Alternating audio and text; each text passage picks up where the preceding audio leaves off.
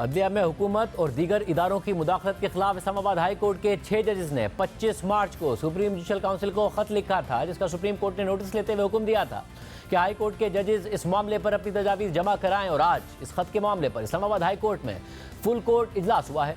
Chief justice Aamir Farooq की जेर सदारत फुल कोर्ट इजलास में इस्लामाबाद हाई कोर्ट के तमाम 8 जजेस शरीक हुए।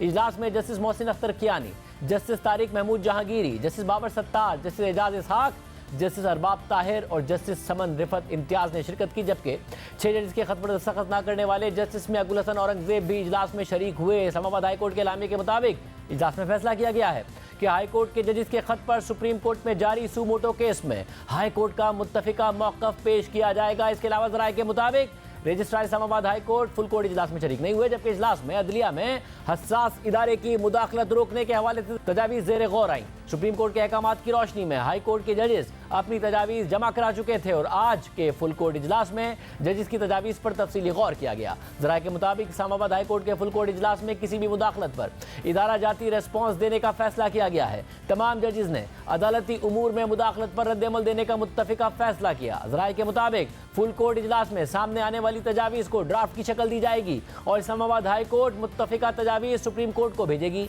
ज़राए का यह भी कहना है कि फुल कोर्ट इजलास में इन तजावीज़ पर कोई इख्तिलाफ सामने नहीं आया और तजावीज़ का ड्राफ्ट तैयार करके मुकर्ररा तारीख से पहले सुप्रीम कोर्ट को भिजवाया जाएगा। ज़राए के मुताबिक अदलिया में इंतजामिया की मुदाखलत रोकने के हवाले से तजावीज़ मुरत्तिब करने के लिए लाहौर हाई कोर्ट में भी फुल कोर्ट इजलास हो चुका है, ताहम उसकी तफसीलात सामने नहीं आई हैं। 3 अप्रैल को चीफ जस्टिस की सरबराही में सुप्रीम कोर्ट के 7 रुकनी बेंच ने 6 जजेस के खत के मामले की समाअत की थी और चीफ जस्टिस काजी फाइज़ा ने इंदिया दिया था कि इस मामले पर फुल कोर्ट भी तश्कील दिया जा सकता है। 3 अप्रैल को जारी होने वाले तहरीरी हुक्मनामे के मुताबिक इस मामले पर अदलिया का बतौर इदारा रिस्पॉन्स क्या होना चाहिए, इस हवाले से सुप्रीम कोर्ट ने Pakistan bar council, supreme court bar association, high court के जजेस और वफाक से तजावीज़ तलब कर ली थी, जिस पर आज इस्लामाबाद हाई कोर्ट के जजेस का फुल कोर्ट इजलास हो गया है। इसके अलावा इस्लामाबाद हाई कोर्ट से ही आज एक और अहम खबर सामने आई है।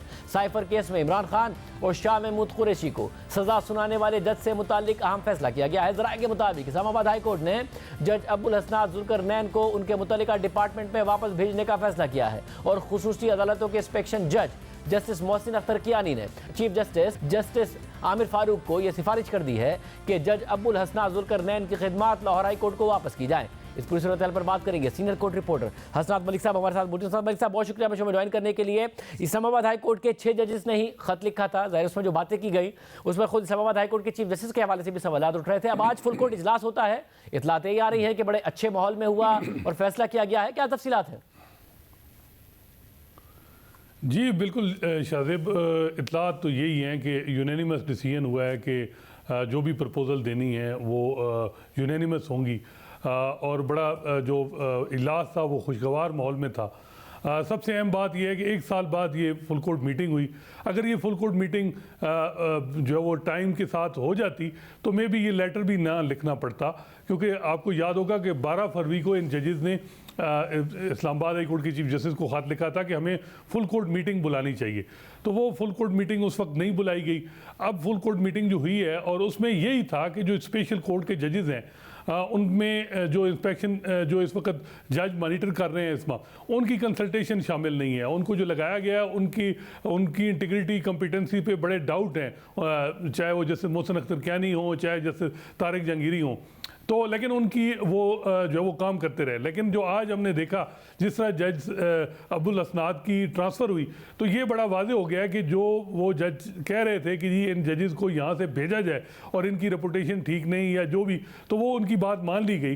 तो ये बड़ी खुशैन बात है कि इस्लामाबाद हाई कोर्ट में चीज़ें खुशसलूबी से चल रही हैं। जो हम देख रहे थे कि 1 साल में एक रिफ्ट है, चीफ जस्टिस आमिर फारूक जो है वो किसी और तरीके से चलाना चाह रहे हैं, दूसरे जजेस के और अपने कंसर्न हैं, लेकिन वो मामला तो शायद हो गया है।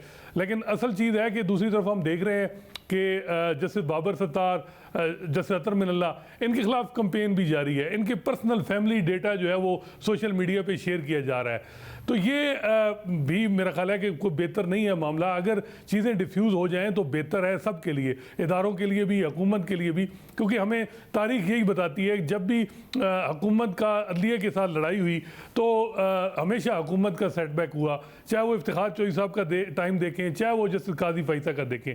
लेकिन अब बड़ी अनफॉर्चुनेट है कि एक तरफ तो हुकूमत जो है वो JIT बनाती है कि काजी फाइसा के खिलाफ जी कोई क्रिटिसिज्म होता है जनवरी 13 के फैसले के बाद, और सहाफ़ियों को, जेन्युइन सहाफ़ियों को नोटिस हो जाते हैं। दूसरी तरफ अब ये इस्लामाबाद हाई कोर्ट के जज जस्टिस बाबर सत्तार और जस्टिस अतर मिनल्ला के खिलाफ कंपेन जारी है। उनकी फैमिली का पर्सनल जो डेटा है वो शेयर किया जा रहा है, हुकूमत खामोश है। तो और इस पर भी बड़े सवालात उठ रहे हैं। जब क्राइसिस पैदा हुआ तो वो ये भी तासुर है कि जी वो खुद चीफ जस्टिस काजी फाइसा के लिए भी एक बहुत बड़ा चैलेंज है कि इस मामले से आगे बढ़ा जाए। अब अगर इस्लामाबाद हाई कोर्ट में ये मामला हो गया तो उनके लिए चैलेंज कम हुआ है या अभी मौजूद है, क्योंकि सुमोटो की समाअत होनी है, फुल कोर्ट बनेगा नहीं बनेगा, ये सारे मामला अपनी जगह पर मौजूद हैं। जी बिल्कुल, क्योंकि मेरा ख्याल है कि चैलेंज होना तो नहीं चाहिए, लेकिन हमने देखा कि पहली हियरिंग में और जो उन्होंने रिटर्न आर्डर जारी किया, वो जो इकदाम उन्होंने किए थे, इंक्वायरी कमीशन या वज़ीर आज़म से मुलाकात, उस मामले को वो उन चीज़ों को वो जस्टिफाई करते रहे। तो अब देखना है कि वो आगे कैसे चलते हैं। सारे जजेस की जो है वो यही राय है कि जी फ्यूचर की जो है वो के हवाले से कुछ गाइडलाइन दी जाए और एक डेटर्स जो है वो क्रिएट किया जाए। लेकिन अब देखते हैं जस्टिस काजी फाइसा इस मामले को कैसे देखते हैं। असल मामला ये है कि ये जो 6 जजेस हैं, क्या इनकी इंडिपेंडेंस सिक्योर रहेगी? ये ना हो कि जिस तरह जस्टिस काजी फैसा में फैज़ाबाद उन्होंने जब फैज़ाबाद केस का फैसला किया तो उसके बाद उनके खिलाफ रेफरेंस आ गया। तो अब ये भी इतलात आ रही हैं कि इन जजेस को भी टफ टाइम मिलेगा। तो इनकी जॉब सिक्योरिटी, इनकी इंडिपेंडेंस कितनी सिक्योर होगी, ये असल मामला है और जस्टिस काजी फैसा के लिए ये असल टेस्ट है।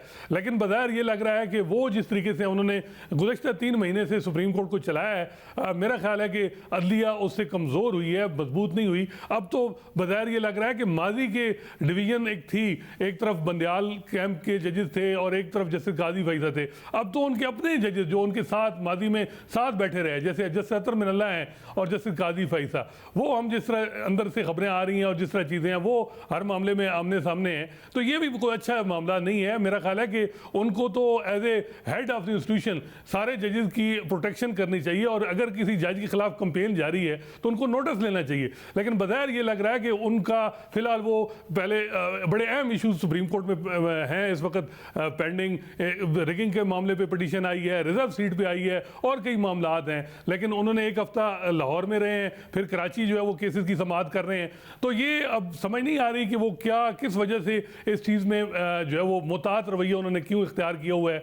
इस हवाले से अब मज़ीद जब अगली हियरिंग होगी उसमें चीज़ें क्लियर होंगी। लेकिन बज़ाहिर ये चीज़ आ रही है नज़र कि मामला जो है वो 6 जजेस का, अगर ये कमीशन बन जाता है, इंक्वायरी कमीशन, तो ये में भी इन जजेस के लिए मुश्किलात थी और कोई इस किस्म की रिपोर्ट आ जाती जो इनके लिए मुश्किलात पैदा करती। लेकिन जिस तरह 184(3) की हियरिंग हुई और जो उसके बाद जो जस्टिस अतर मिनल्ला का नोट आया, तो मेरा ख्याल है कि ये जजेस ने जो अपना पर्पज़ अचीव करना था कि एक कम से कम एक मैसेज चला जाए और इंडिपेंडेंस सिक्योर हो, वो तो हो गई है। लेकिन आगे फ्यूचर में क्या होगा ये अब चीफ जस्टिस काजी फैसा पे डिपेंड है कि वो इस मामले को कैसे लेके चलते हैं।